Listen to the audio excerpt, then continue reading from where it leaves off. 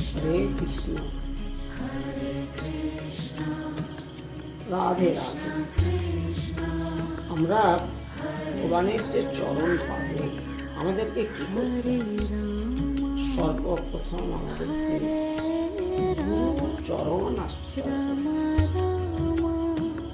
কেননা আমরা যদি না গুরু চরণ আশ্রয় করি, তাহলে আমরা কিন্তু ভগবানের চরণ পাবো।